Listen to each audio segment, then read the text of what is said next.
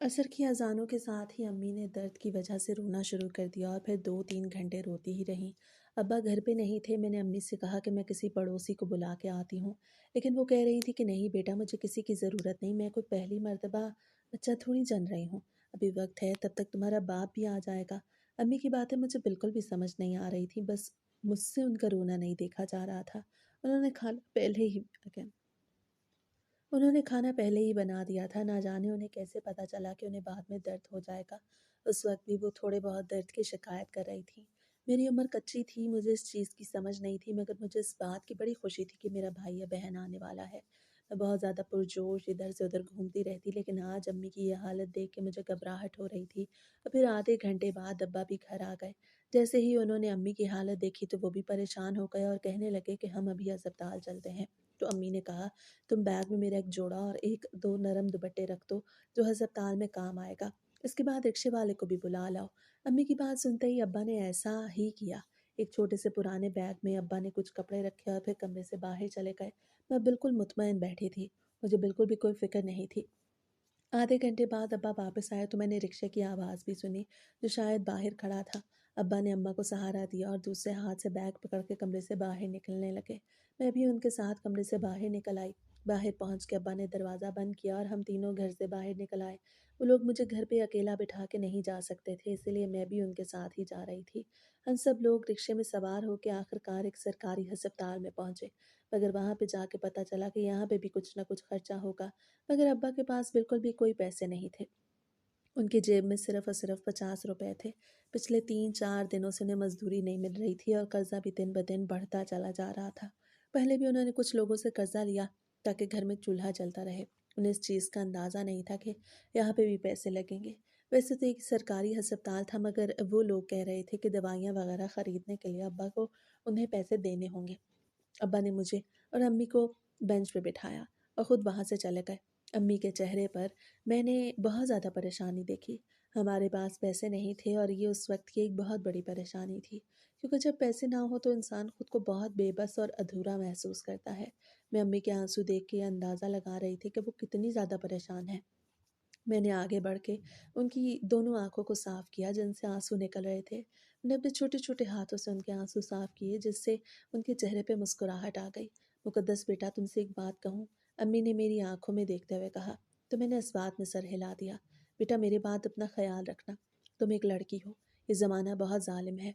लड़कियों का तो हर कोई दुश्मन होता है। बस मेरी ये नसीहत याद रखना कि तुम कभी भी किसी से कोई लेन-देन ना रखना। लड़कियों की इज़्ज़त बहुत नाज़ुक होती है और हर लड़की को अपनी इज़्ज़त की हिफाज़त खुद ही करनी चाहिए। अम्मी की बात सुनकर उस वक़्त मुझे बिल्कुल भी समझ ना आई। बस मुझे एक बात की समझ आई कि वो ऐसा क्यों कह रही हैं, कि वो कहीं जा रही हैं। वो कह रही थी कि मेरे बाद अपना ख़्याल रखना, हालाँकि वो मेरे पास मौजूद थीं। इसी बात पे मेरा दिल दहल गया। अम्मी, आप ऐसी बातें क्यों कर रही हैं? आपको कभी कुछ नहीं होगा। आप हमेशा मेरे पास रहेंगी। मेरी उम्र 5 साल थी, मगर मैं अपनी उम्र से बड़ी-बड़ी बातें किया करती थी। क्योंकि गुर्बत इंसान को जीना सिखा देती है। मुझे भी उस गुर्बत ने वक्त से पहले बड़ा कर दिया था। मेरी बात सुन के अम्मी ने अपने हाथों में मेरा चेहरा लिया और उसे चूमने लगी। मुझे बड़ा सुकून मिल रहा था। उन्होंने कोई जवाब नहीं दिया था। फिर थोड़ी देर बाद जब अब्बा आए तो उनके हाथ में कुछ पैसे थे। उन्होंने वो पैसे अम्मी को पकड़ाए और कहने लगे, तुम यहीं बैठो, मैं नर्स को बुला के आता हूँ। फिर थोड़ी देर बाद ये सारा मामला सुलझ गया।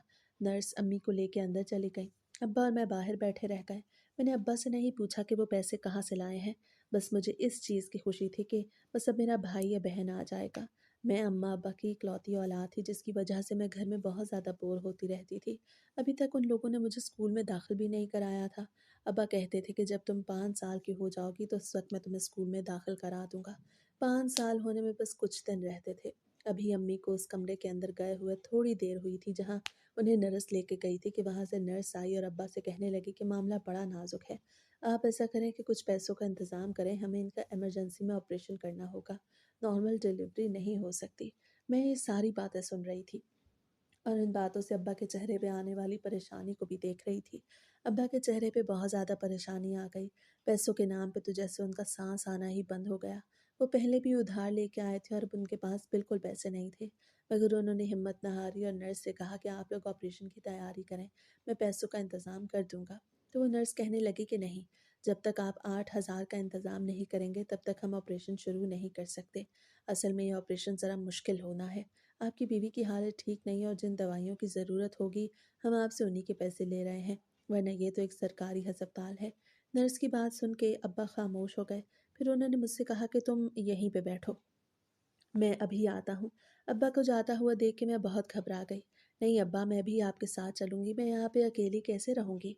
मुझे बहुत खौफ महसूस हो रहा है। वैसे भी मुझे अस्पतालों से डर लगता था। मैंने अब्बा का हाथ पकड़ लिया। अब्बा मुझे समझाने लगे। वो कह रहे थे कि बेटा तुम थोड़ी देर यहीं बैठो, मुझे पैसों का इंतज़ाम करना होगा। इसके लिए मुझे अस्पताल से थोड़ा दूर जाना पड़ेगा। मैं अभी आ जाऊँगा, तुम बिल्कुल फ़िक्र ना करो। अब्बा ने अपना हाथ मुझसे छुड़वाया और वहाँ से चले गए और मैं बेंच पे बैठी रोती रही। अब्बा इस बार बहुत वक़्त लगा के आए। जब वो 2.5 घंटे बाद वापस आए तो उनके चेहरे पे पहले से भी ज़्यादा परेशानी थी। मैं दौड़ के उनकी तरफ गई तो उन्होंने मुझे गले से लगा लिया। अब्बा, क्या पैसों का इंतज़ाम हुआ है? क्या अम्मी ठीक हो जाएँगी? मैंने रोते हुए कहा तो उन्होंने मेरी आँखें साफ़ की और कहने लगी कि बेटा बिल्कुल भी फ़िक्र ना करो, पैसों का इंतज़ाम हो गया है, तुम बस दुआ करो, सब कुछ ठीक हो जाएगा। ये कह के अब्बा ने मुझे तसल्ली दी और फिर अस्पताल के मेडिकल स्टोर से कुछ दवाइयाँ लेके ऑपरेशन थिएटर में पहुंच गए। नर्स ने कहा कि अभी आपको कुछ इंतज़ार करना होगा, इसके बाद ही आपको कोई खबर दी जाएगी। हम लोग बाहर बैठे थे। अब्बा के चेहरे पे इंतहा की परेशानी थी। ऐसा लग रहा था कि वो रो रहे हैं, हालांकि उनकी आंखों में आंसू नहीं थे। मुझे लग रहा था कि वो बहुत ज़्यादा टूटे हुए हैं। अब्बा, मेरा भाई आ रहा है या फिर बहन? मैंने अब्बा की परेशानी को भुला दिया था क्योंकि पैसों का इंतज़ाम भी हो गया था और अब्बा भी मेरे साथ बैठे थे। मुझे खुशी हो रही थी कि मेरा भाई-बहन आने वाला है। मेरी बात सुन के अब्बा के चेहरे पे भी फीकी-सी मुस्कुराहट आ गई और वो कहने लगे कि बेटा, ये तो अब खुदा जाने, बस हमें कुछ इंतज़ार करना होगा। इसके बाद तुम्हारा भाई-बहन जो भी होगा वो इस दुनिया में आ जाएगा। अब्बा की बात सुन के मैं खामोश हो गई और आधे घंटे बाद नर्स भागती हुई आई और कहने लगी कि आपकी मरीज़ा की तबीयत बहुत ज़्यादा ख़राब है। आप उनके लिए दुआ करें। ऑपरेशन करने में बहुत देर हो गई है, इसलिए शायद ऑपरेशन कामयाब ना हो सके। हमें बच्चे या माँ में से किसी एक को बचाना होगा। जैसे ही अब्बा ने ये सुना तो उनकी आंखों से वो आंसू निकल आए जो पहले उन्होंने रोके हुए थे। मैं भी रोने लगी, मुझे अम्मी की बहुत याद आने लगी थी। उस वक्त उन्होंने कहा कि मैं अपना ख्याल रखूं, ना जाने उन्हें कैसे मालूम हो गया था कि कोई मुश्किल आने वाली है। अब्बा ने रोते हुए कहा कि आप मेरी बीवी को बचा लें, अल्लाह हमें और औलाद देगा। नर्स ये बात सुन के अंदर चले गई और अब हम बैठे नहीं थे। अब्बा गैलरी में इधर से उधर टहल रहे थे। मैं भी उनके पीछे पीछे चल रही थी और 1 घंटे बाद दिल दहला देने वाली खबर सामने आई, जिसने हम दोनों बाप बेटी को तोड़ के रख दिया। नर्स आई, जिसके हाथ में एक बच्चा था मगर वो मुर्दा था। और अब्बा के लिए ये कोई बड़ा दुख नहीं था क्योंकि अगर उनकी बीवी यानी अम्मी ज़िंदा रह जाती तो शायद मेरा भाई बहन फिर से आ जाता। लेकिन बुरी खबर ये थी कि मेरा भाई भी इस दुनिया से चला गया और अम्मी भी चली गई। अब्बा ने रोते हुए उस बच्चे को अपने हाथ में लिया। मैंने उस बच्चे को देखा, ऐसा लग रहा था कि वो अम्मी का अक्स है। उसकी शक्ल अम्मी से बहुत ज़्यादा मिलती थी। मैं रो रही थी। अम्मी हमें छोड़ के चली गई। अब्बा के हाथ में मेरा मुर्दा भाई था। और फिर हम दोनों 2 लाशों को एक साथ लेके जब घर पहुँचे तो रात का वक़्त था। मोहल्ले में हर तरफ खामोशी ही खामोशी थी। हम एम्बुलेंस में घर पहुँचे। एम्बुलेंस वाले अंकल ने ही अब्बा के साथ अम्मी की लाश को घर के अंदर तक पहुँचाया था और बाद में अब्बा ने मेरे छोटे भाई की लाश को भी एम्बुलेंस से निकाल लिया था। हमें छोड़ने के बाद एम्बुलेंस चली गई। अभी हम घर के अंदर दाखिल ही हुए थे कि हमसाये के घर के दरवाजे के खुलने की आवाज़ आई। शायद उन्होंने एम्बुलेंस की आवाज़ सुन ली थी। वो हमारे घर के बाहर आ गए। अब्बा ने उन्हें बताया तो वो भी परेशान हुए और फिर यूं सारा मोहल्ला जमा हो गया। हर कोई आ जा रहा था मगर मुझे और अब्बा को कोई होश नहीं था। मैं अम्मा की मैयत को देख देख के आंसू बहा रही थी। मेरा दिल खौफ के मारे धक धक कर रहा था। ऐसा लग रहा था कि अभी सीने से बाहर निकल आएगा। मुझ में एक अनजाना खौफ पैदा हो गया था। ऐसा लगता था कि अम्मा के बगैर मैं जी नहीं पाऊंगी। मैं सारा दिन अम्मा के साथ फिरती थी, उनसे बातें करती थी, वो मेरा कंघा करती थी, मुझे नहलाती थी, मेरे सारे काम करती थी और वो मुझे छोड़ के चली गई थी। मेरा दिल फटने को था, मुझसे सब्र नहीं हो रहा था। अब्बा मेरे सर पे हाथ फेर रहे थे, वो भी रो रहे थे मगर उनकी आवाज़ नहीं निकल रही थी। लेकिन मैं दिन दहाड़े मार मार के रो रही थी और आखिरकार सुबह भी हो गई। सुबह अब्बा उस चारपाई के करीब से उठ के बाहर चले आए जिस पे अम्मी और छोटे भाई की मैयत पड़ी थी। शायद अब्बा कफन दफन के इंतजामात करवाने गए थे। मैं नहीं जानती थी कि उन्होंने पैसे कहाँ से जमा किए। अम्मा और भाई के कफन दफन का इंतज़ाम हो गया और आखिरकार वो दोनों एक साथ ही इस दुनिया से चले गए। जिस दिन मेरा भाई इस दुनिया में आया था उस दिन ही वो इस दुनिया से चला गया था। और सबसे बड़ी बात कि मेरी माँ इस दुनिया से चली गई। भाई के साथ तो मैंने वक्त नहीं गुजारा था, बस एक झलक ही देखी थी और वो भी मुर्दा भाई की। इसीलिए उसकी ज़्यादा याद नहीं आ रही थी, मगर अम्मी को जैसे ही अब्बा और दूसरे मोहल्लेदार घर से बाहर लेकर गए तो मुझे ऐसा लग रहा था कि मैं अभी अपनी जान दे दूंगी। अब्बा, अम्मा और भाई को दफना के वापस आ चुके थे। मैं मोहल्ले की औरतों के बीचों बीच बैठी थी। कोई मुझे तसल्लियाँ दे रहा था तो कोई सर पे हाथ रख रहा था। आखिर ये दिन यूं ही गुजर गया जो मेरी ज़िंदगी का मुश्किल तरीन दिन था। मैं समझ रही थी कि यही मेरी ज़िंदगी का मुश्किल तरीन दिन है, क्योंकि मुझे आगे के बारे में मालूम नहीं था। मैं नहीं जानती थी कि आगे मेरी ज़िंदगी में इससे भी ज़्यादा मुश्किलात आने वाली हैं। मैं सारी रात रोती रही। अब्बा मुझे खामोश करवाने में लगे हुए थे और फिर अगली सुबह भी हो गई। अगली सुबह दोबारा मोहल्लेदार हमारे घर आने लगे। ये आना जाना तकरीबन 1 हफ्ता लगा रहा और फिर सब लोगों ने आना जाना बंद कर दिया। जब लोग आते थे तो मुझे घर खाली नहीं लगता था, मगर जब से लोगों का आना जाना बंद हुआ था तो मेरी सांसें बंद होने लगी थी। अब्बा दिन ब दिन कर्जदारों की बातें सुन के परेशानी में घुलते जा रहे थे। उन्होंने जो कर्जा उठाया था उसमें से कुछ पैसे अभी भी उनके पास मौजूद थे, जिससे हमारे घर का गुजर बसर चल रहा था। और फिर वक्त यूं ही गुजरता गया। आज वो दिन था जब अम्मा और भाई को गए हुए पूरा 1 महीना हो चुका था। शाम का वक्त था। मैं अब्बा का इंतज़ार कर रही थी। अब्बा सुबह के घर से बाहर गए थे, मगर वो अभी तक वापस नहीं आए थे। वो कह के गए थे कि उन्हें आने में कुछ देर हो जाएगी। वो आज फिर से काम तलाश करने के लिए गए थे और फिर जब वो वापस आए तो उनके चेहरे पे मुझे बिल्कुल भी कोई इत्मीनान दिखाई नहीं दे रहा था, जिसका यही मतलब था कि उन्हें काम नहीं मिला। हमारे घर में हर तरफ अंधेरा ही अंधेरा था, क्योंकि पिछले 2 दिन से हमारे बिजली का मीटर भी काट दिया गया था, क्योंकि हम बिल नहीं अदा कर पाए थे। मैंने लालटेन जला रखी थी, जिसकी रोशनी कमरे में तो फैली हुई थी, मगर बाहर हर तरफ अंधेरा था। अब्बा कमरे के अंदर आ चुके थे। मैं दौड़ के अब्बा की तरफ गई और फिर हम दोनों एक ही चारपाई पे बैठ गए। अब्बा, क्या हुआ कि आपको काम नहीं मिला? मैंने उनकी आंखों में झांकते हुए कहा तो उन्होंने नफ़ी में सर हिला दिया।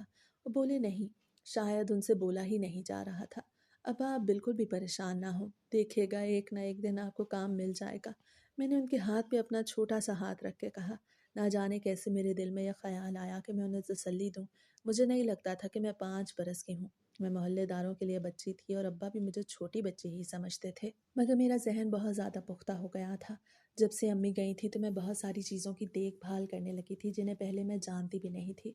खाना अब्बा बनाते थे, बर्तन वगैरह मैं खुद धो देती थी और थोड़ा बहुत उनके साथ काम भी करवा लेती थी। आज अब्बा सुबह गए थे और अब वापस आ रहे थे। उन्होंने तो रात का खाना भी बनाना था। हम थोड़ी देर वहीं बैठे रहे और फिर अब्बा दूसरे कमरे में चले गए, जैसे हम किचन के तौर पर इस्तेमाल करते थे।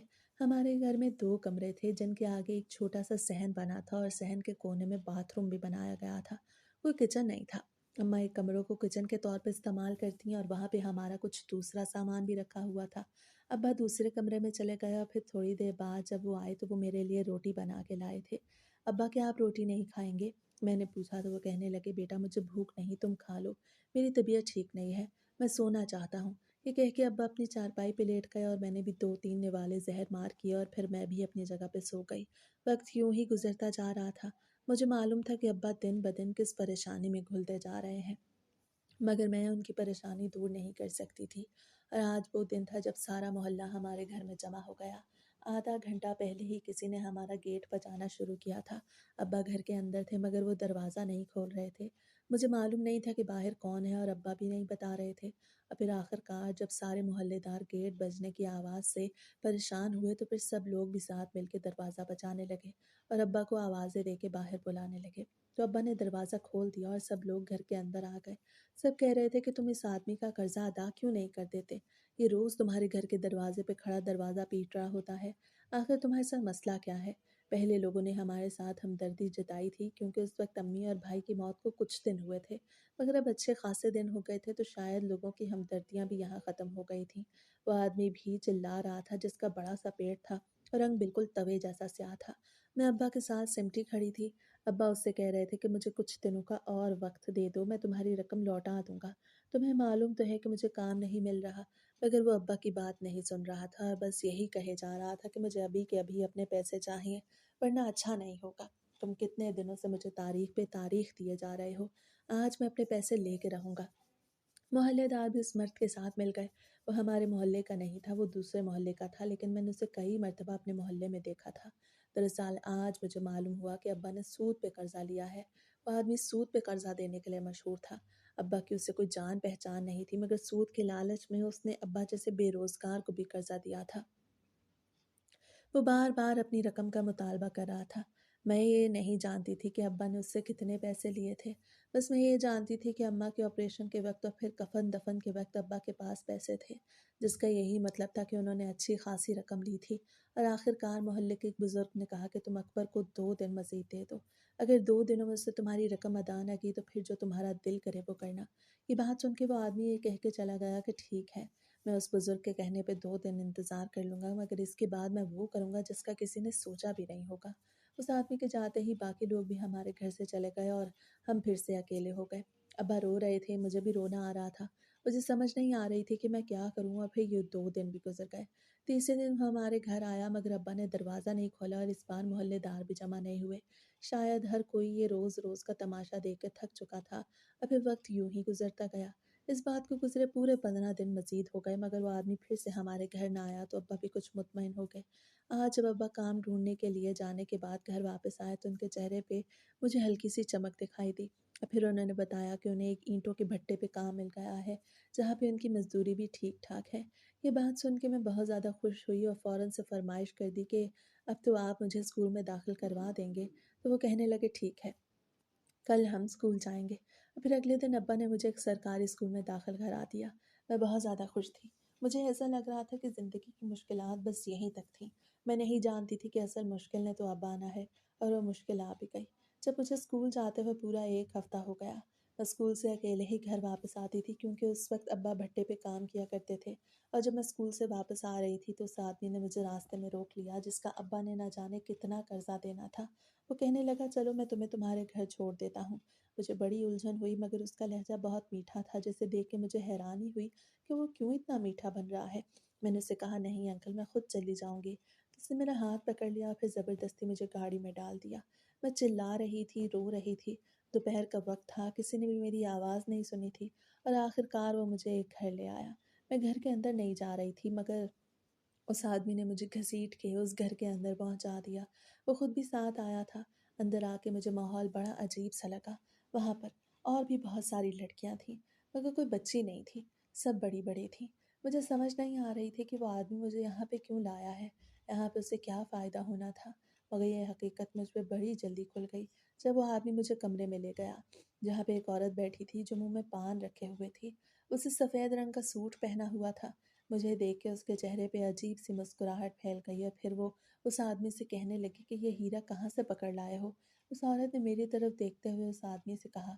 तो वो आदमी हंसते हुए बोला कि तुम बातें बनाना छोड़ो और इसकी कीमत लगाओ। इसका बाप मेरा कर्जा नहीं दे रहा तो बस मैंने इसे ही उठा लिया। अब इसी से ही मुझे पैसे मिल जाएंगे। उस आदमी की बातें मेरे कानों से धुआं निकाल रही थीं। उसने मुझे अपने साथ पलंग पे बिठाते हुए कहा। इसने मेरा बाजू बहुत ज़ोर से पकड़ा हुआ था। ये बातें सुन के मैंने खुद को छुड़वाना चाहा मगर ना ही मैं खुद को छुड़वा पा रही थी और ना ही उन पे कोई असर हो रहा था। फिर उस आदमी की बात सुन के वो औरत एक तरफ उठ के चली गई। उसने अलमारी खोली और वहां से रकम निकाल के उस आदमी को थमाई तो दोनों के चेहरे पे मुस्कुराहट आ गई। अभी वो आदमी मुझे उस औरत के हवाले करके वहां से चला गया। उसके जाने के बाद उस औरत ने मेरा कान खींच के कहा दोबारा रोने की कोशिश मत करना वरना तुम्हारा वो हश्र करूंगी कि तुम सारी जिंदगी याद रखोगी। ये कह के वो औरत कमरे से चली गई। मैं भाग के उसके पीछे जाने लगी मगर उसने दरवाज़ा बंद कर दिया। मैं ज़ोर-ज़ोर से दरवाज़ा पीट रही थी। खुदा का वास्ता कोई तो दरवाज़ा खोलो।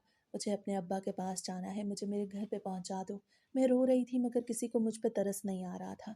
कुछ देर मैं वहीं पे रोती रही मगर किसी ने दरवाज़ा ना खोला और फिर थोड़ी देर बाद खुद ब खुद ही दरवाज़ा खुल गया। मैं ज़मीन पे बैठी खुश्क आँसुओं के साथ उस खुलते दरवाज़े को देख रही थी। मैं रो-रो के थक चुकी थी। अब मेरी आँखों से आँसू निकलना बंद हो गए थे। दरवाज़ा उसी औरत ने खोला था। अब भी वो उन्हीं सफ़ेद कपड़ों में थी और उसके मुँह में पान भी बिल्कुल वैसे का वैसा था। शायद वो पान खाने की आदी थी। उसने अब दरवाज़ा बंद नहीं किया था। वो जाके एक बड़ी कुर्सी पे बैठ गई और मुझे हाथ के इशारे से अपने पास बुलाने लगी। तो मैं उठ के उसके कदमों में बैठ गई और उसके पैर पकड़ लिए।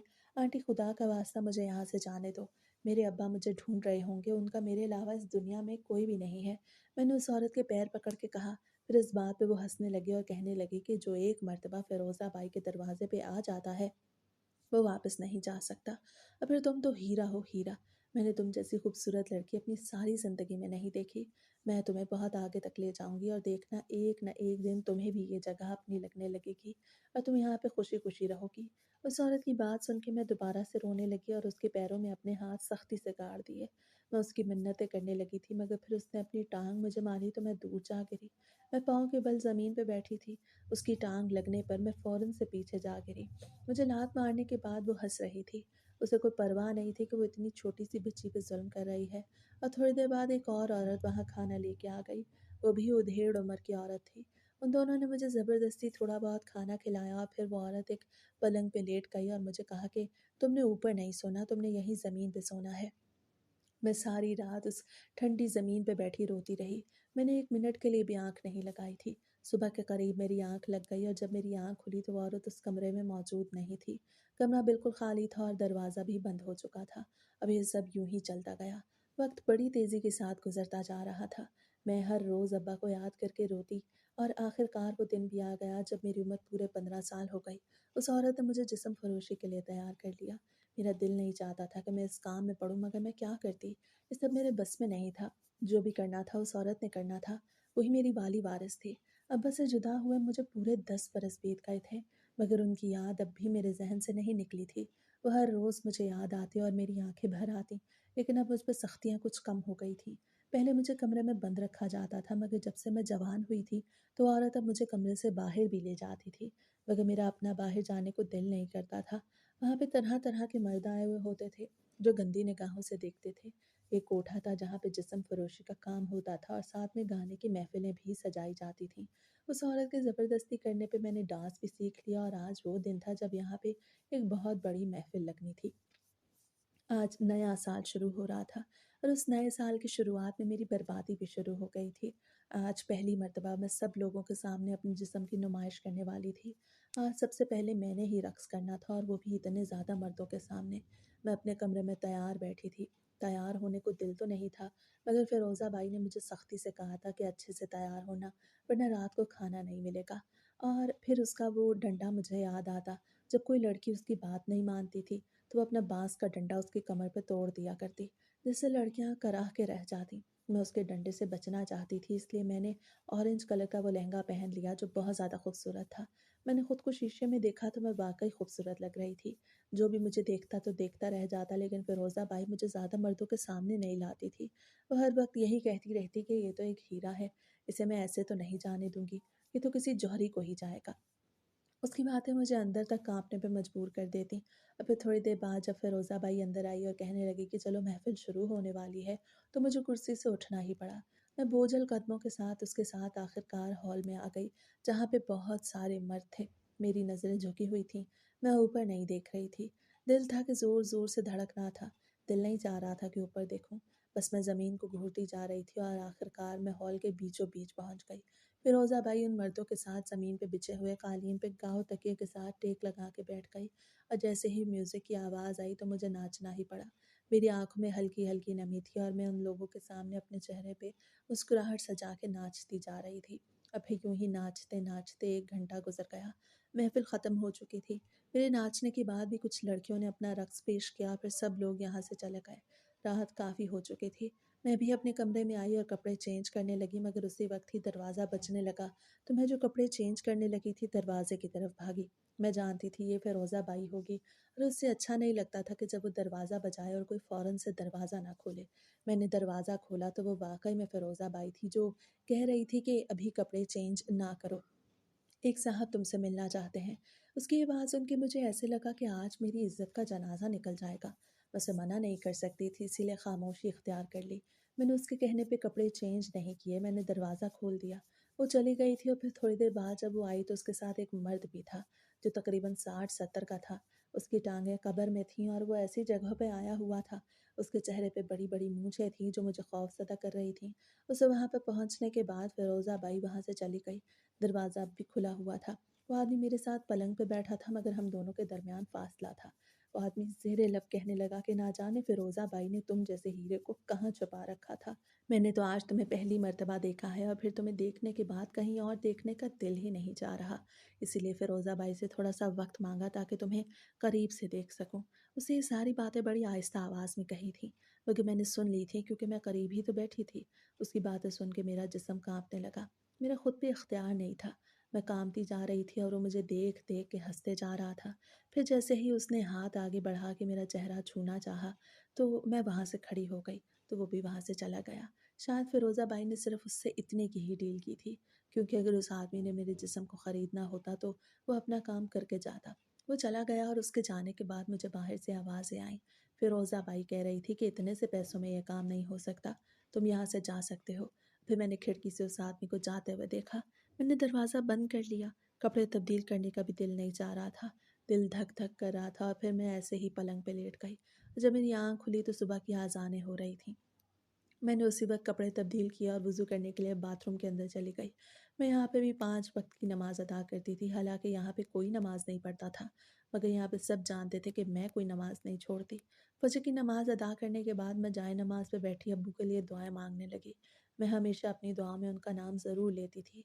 मुझे मालूम नहीं था कि वो ज़िंदा भी हैं या नहीं, मगर आज तक कोई दिन ऐसा नहीं गुज़रा कि मैंने कभी उन्हें अपनी दुआओं में याद ना किया हो और उन्हें याद करते हुए मेरी आँखें भीग जातीं। आज दिल बहुत उदास हो रहा था। ऐसा लग रहा था जैसे कुछ होने वाला है। कल मैंने ज़िंदगी में पहली मर्तबा इतने मर्दों के सामने अपनी नुमाइश की थी। उनके सामने अपने जिस्म के अंग-अंग को हिलाया। इसीलिए ही मुझे अंदर से अपने आप से घिन महसूस हो रही थी। मगर मैं क्या करती? ये सब मेरे बस की बात तो नहीं थी। और फिर यूँ ही दिन पे दिन गुज़रते गए। हर रात को महफ़िल सजती, जिसमें बहुत ज़्यादा मर्द आते और सबसे पहला रक़्स मेरा ही होता। हर कोई मेरे नाम के चर्चे करने लगा था। मेरा असल नाम तो कहीं खो गया था। यहाँ पे मैं दिलावेज़ थी। जब मैं यहाँ आई थी तो उसी वक़्त ही फ़िरोज़ा बाई ने मेरा नाम मुक़द्दस से बदल के दिलावेज़ रख दिया। उसने मेरी पहचान को ही बदल दिया। आज तक फ़िरोज़ा बाई ने मुझे कभी ये नहीं कहा था कि आज तुम जिस्म फ़रोशी के लिए अपना कमरा सजाओ। हर रोज़ कोई न कोई लड़की इसी काम के लिए अपना कमरा सजा रही होती, और वो भी हँसी-खुशी। मुझे मालूम नहीं था कि मेरी इज़्ज़त लुटने के दिन भी करीब हैं। ना जाने फ़िरोज़ा बाई को मेरे लिए ऐसा कौन-सा गाहक चाहिए था कि उसने अभी तक मुझे किसी के सामने पेश नहीं किया था। ना जाने उसे किस चीज़ का इंतज़ार था। इस बारे में मैं तो नहीं जानती थी, मगर मैं ये ज़रूर जानती थी कि वो बस कीमत ज़्यादा लगवाना चाहती होगी। इसीलिए ही किसी अमीर आदमी के इंतज़ार में है। वैसे तो जो भी कोठे पे आता डांस करने वाली लड़कियों पे बहुत ज़्यादा पैसे निछावर करके जाता, मगर फ़िरोज़ा बाई को उन मर्दों से भी ज़्यादा अमीर मर्द की तलाश थी। जो तलाश ना जाने कहाँ तक चलनी थी। उसी तलाश के चलने तक ही तो मेरी इज़्ज़त महफूज़ थी। वक़्त यूँ ही गुज़रता जा रहा था और आज सुबह को फ़िरोज़ा बाई मुझसे कह के गई कि दोपहर में तैयार होना, और अब दोपहर हो चुकी थी। मैं तैयार भी हो चुकी थी, मगर फ़िरोज़ा बाई किसी को लेके नहीं आई थी और ना ही उसने मुझे बाहर बुलाया था। फिर थोड़ी देर बाद वो कमरे में आई और कहने लगी कि चुपचाप चल के हॉल में पड़ी उस कुर्सी पे बैठ जाना जिस पे मैं बैठा करती हूँ। आज तुम्हारी बोली लगाई जाएगी। मैंने शहर के अमीर-अमीर लोगों को तुम्हारी बोली लगाने के लिए बुलाया है।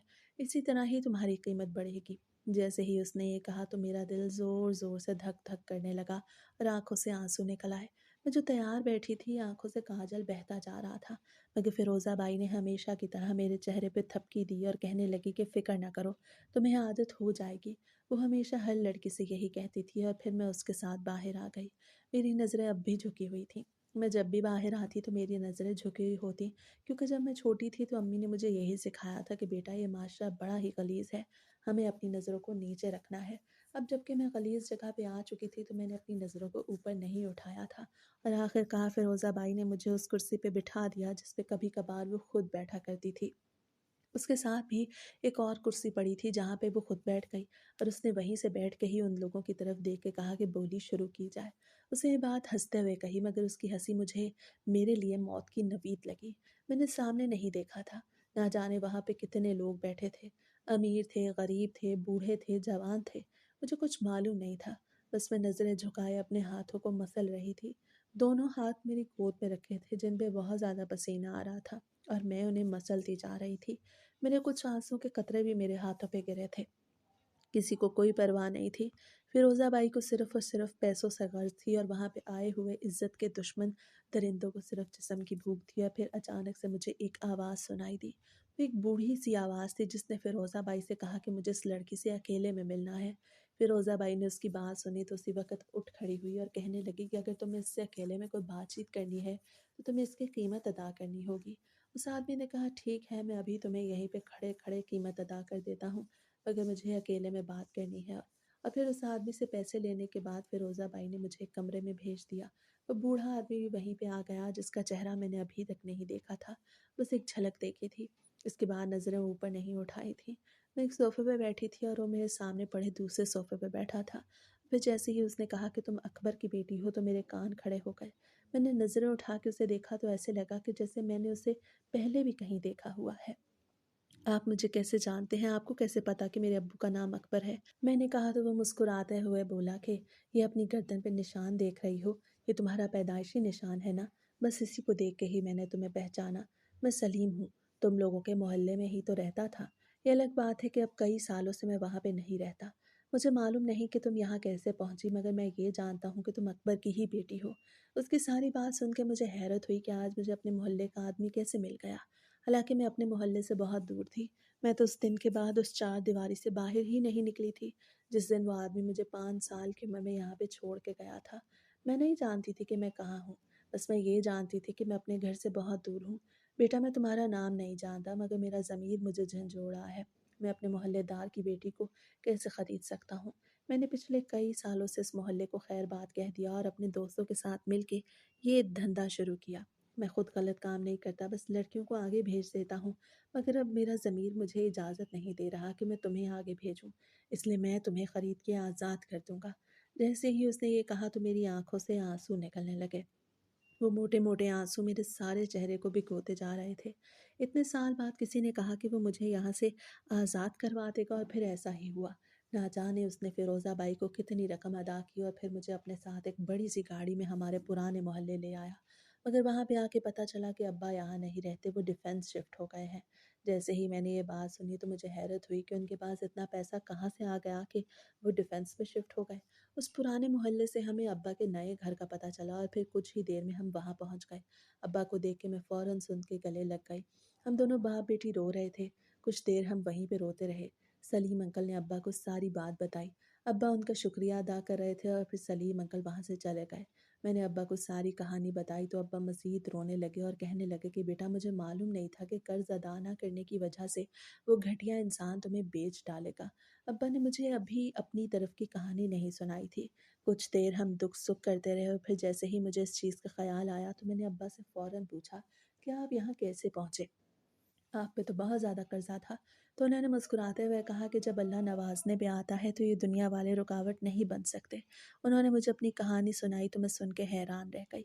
उन्होंने कहा जब से मैं गायब थी उसके कुछ अरसे बाद वो उसी ईंटों के भट्टे पे काम करते रहे और फिर काम करने के तकरीबन तीसरे या चौथे महीने वो काम से वापस आ रहे थे कि रास्ते में उन्हें एक बूढ़ा शख्स नज़र आया जो सड़क पे गिरा हुआ था। उसका एक्सीडेंट हो चुका था। अब्बा ने उसी वक़्त एम्बुलेंस को कॉल की और उसे अस्पताल पहुँचाया। अब्बा ने उसे अस्पताल पहुँचाया जिसकी वजह से उसकी जान बच गई। वो बहुत ज़्यादा अमीर थे, उनकी कोई औलाद नहीं थी और फिर अब्बा उन्हीं के साथ रहने लगे। अब अब्बा पिछले कुछ सालों से वो भी इस दुनिया से चले गए थे तो ये सारी जायदाद अब्बा ने सँभालना शुरू कर दी। वाक़ई में ये एक मौज़ा ही था और बेशक अल्लाह ताला मौज़े करने पे क़ादिर है। अगर सलीम अंकल वहाँ ना आते और मुझे यहाँ तक ना लाते तो शायद आज मैं फिर से बिक चुकी होती और अब्बा के पास कभी भी ना पहुँच पाती। मगर ऐसा नहीं हुआ था और फिर मैं अब्बा के साथ रहने लगी। कुछ दिन तो मैं उदास-उदास फिरती रही मगर फिर मैंने अपने माज़ी को भुला दिया। मैं हमेशा खुदा का शुक्र अदा करती रही कि अल्लाह ताला ने मुझे इस दलदल में धँसने से बचा लिया, क्योंकि अगर एक मर्तबा मेरी इज़्ज़त चली जाती तो फिर तो कुछ भी हाथ नहीं आना था और मैं अल्लाह ताला का जितना भी शुक्र अदा करूँ उतना कम है।